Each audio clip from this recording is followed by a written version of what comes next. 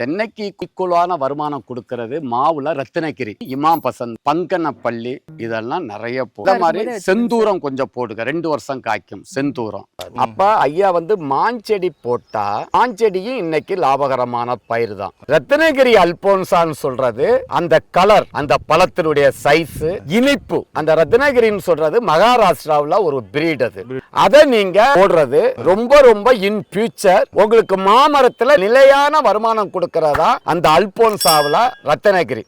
இத மாதிரி நல்ல பிரீடா போடுங்க. மாமரத்துக்கு அடர்வு நடைமுறை நான் சொல்றேன் 7 அடி 8 அடிக்கு ஒண்ணு. அதை தின்னிங் பண்ணி விடணும். அப்பப்ப வருஷத்துக்கு கவாத்து பண்ணி விட்டேன்னு சொன்னா பூக்க வச்சிட்டோம்.